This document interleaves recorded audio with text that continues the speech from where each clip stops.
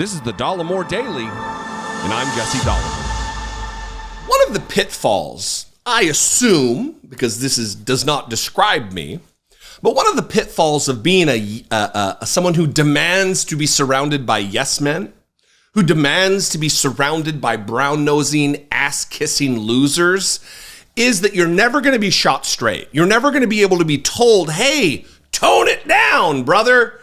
You're acting at your own peril. It may feel good in the moment to rant and rave continuously about a woman who has a verdict secured against you for $83.3 million in the case of Jean Carroll. It may feel good to rage against her into the void that is Truth Social or Trent Social or whatever he called it. I have to get that soundbite from Pac-Man.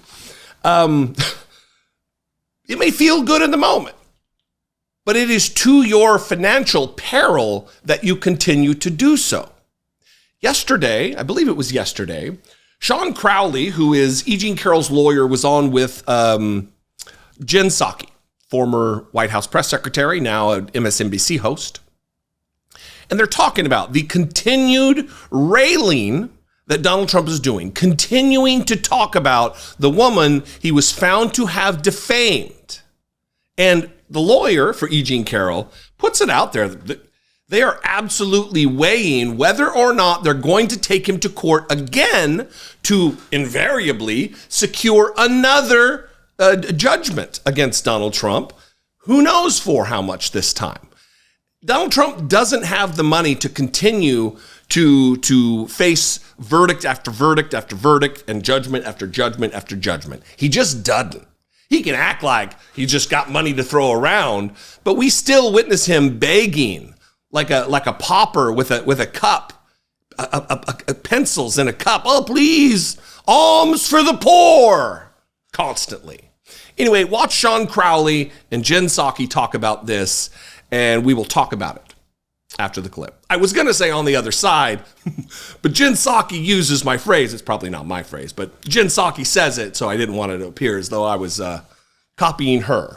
We won't talk about it on the other side. We'll talk about it after the clip.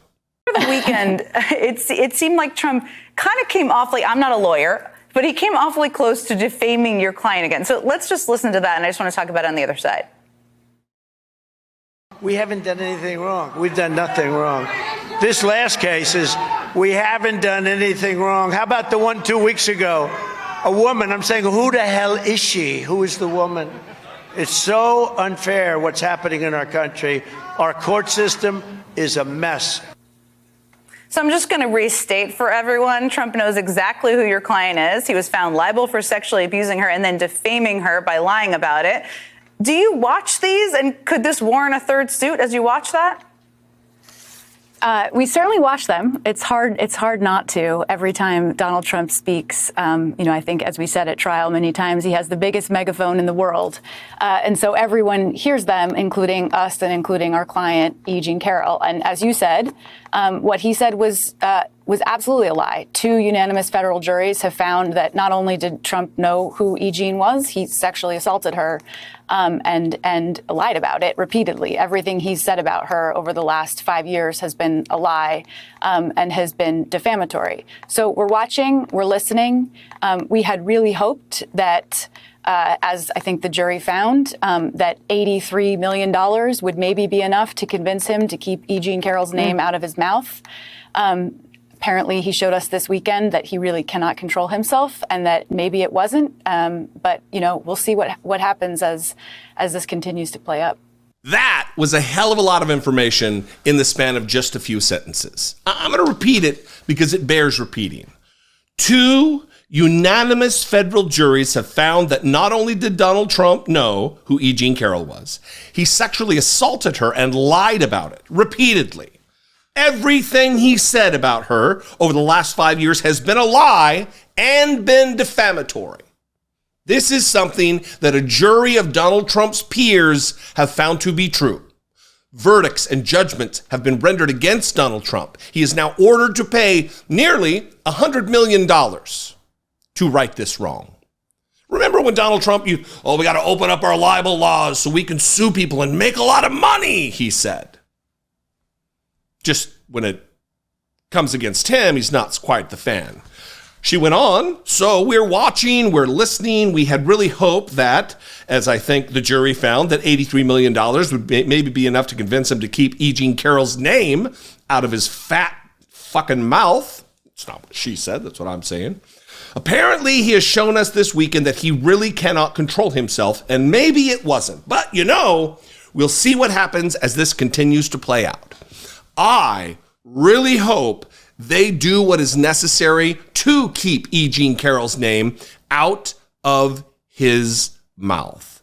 Has this woman not endured enough trauma at the hands of the creepy, rapey hands of Donald Trump? Has she not endured enough? Maybe money is not what's going to take. I don't know. But I hope that they have the energy and the wherewithal and the stick-to-itiveness to do what it takes to bring him back to court with another defamation suit. And every time he brings her up, another filing. Bury him under the judgments of these courts and with their jury findings. That's what we need. And if Donald Trump continues, find another way. But he must be held accountable. If 83 million doesn't do it, just exponentially raise that judgment amount. Because eventually, he's going to shut his mouth. It's going to be enough. Anyway, what do you think? I would love to know. Am I too aggressive? Is it possible? It's very possible, but am I? 714-576-4054. Of course, you can email me, as always, daily@dollemore.com. I would love to hear from you. If you want to help support this work, there are many ways. You can give on YouTube. You can become a channel member on YouTube for $2 a month. Hit the super thanks button under the video on YouTube. You can go over to my Patreon page. First and foremost, that's a great way. We get better rates. YouTube takes a whole bunch of that. Patreon does not. Patreon.com/IDoubtItPodcast. That is a great way to help support and produce all the content we make within the confines of the four walls of this particular studio that I'm in. Follow me on social media. I am at Dollemore on Twitter and Instagram and Threads and TikTok and Facebook and Blue Sky, all of them at Dollemore. I'd love to see you there. And I will see you next time, most assuredly. Be genuine. Take care, one another.